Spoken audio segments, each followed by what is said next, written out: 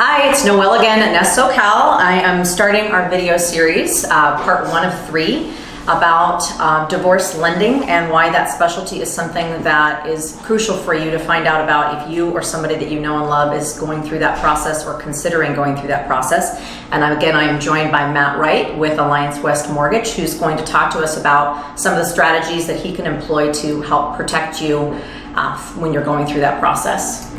Thank you, Noelle. And the first thing that we wanted to touch base on is the first of the 3 pillars of divorce lending, which is preservation of credit. And this can encompass a lot of different aspects of trying to maintain credit through a divorce. But first things first, people want to understand what can happen and what we've seen in our experience in people going through divorce where credit can get quite literally destroyed. Right. And just to give you insight on what the potentials are, just one 30-day late on a mortgage could result in a 100-point decrease in a credit score. Right. So someone with a 780 FICO could go down to somewhere between 670 and 690 with one 30-day late. So you can imagine if there was multiple delinquencies on other types of credit.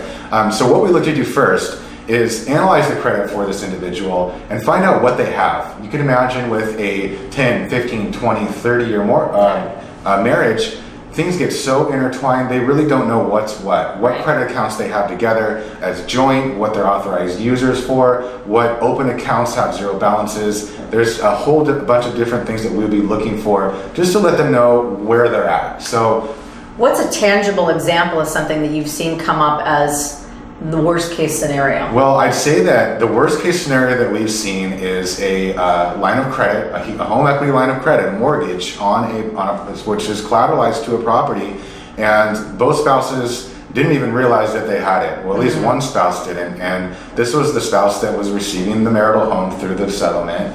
And unfortunately, they went through the divorce without realizing that they had this lien, this loan against the property with a zero balance. Yeah. And after it was all said and done, the other spouse, clearly this was not legal and there was malicious intent, went out and withdrew $50,000 out of this credit line. Oh my gosh. And didn't make the payments. So the only reason that the other spouse knew that this happened was that they received a notice of default. Yeah. So both of their credits were exposed to this debt. They didn't realize it could have been sitting there with zero balance for 7 or 8 years.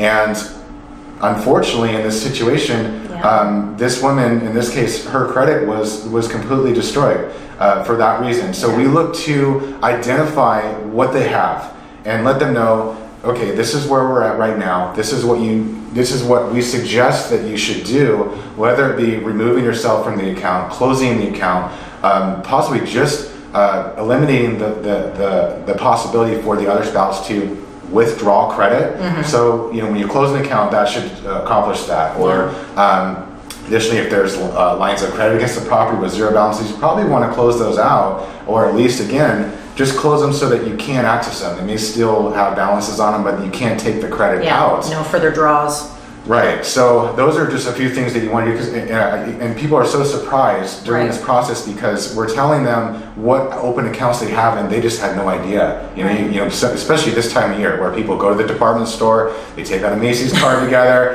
to get a discount, and they never touch it again. And those credit accounts are still open. So when you're getting divorced, you want to separate yourselves from these accounts. And when there is conjoined credit where maybe the divorce wouldn't allow for closing the account for maybe or possibly because just the account's open and has debts, there are ways that we can suggest to the attorney and to the divorcing couple on how to ensure that these payments are made. Through different resources that we can put together and advise so that they can actually see the payments going out for these debts. And in those events, they know that the debts are being paid, and that they know that their credit is not being exposed to potential, whether it's malicious or not, default. And so at the end of the day, again, we're looking to tell them what they have, what their options are, ways that we can mitigate potential credit default and get them through this process so that when they get out and start their new lives, that they have whole credit and they can go out and qualify for whatever they may need to do, whether it's a mortgage or a car loan or a credit card. Or a mortgage for sure, because we've had that instance where people didn't realize to what degree it was going to affect them, and after the divorce they thought they'd be able to move forward with their lives in a way that they'd be able to purchase a property or not, and they were not when they realized what happened to their credit. Yeah, and that was when I first started to see a real demand for divorce lending, was for that reason, because I had a client, multiple clients come, and we can get into this on the next segment, but specifically this credit client where she finalized divorce, they split the marital home proceeds, and she was looking to go purchase something else.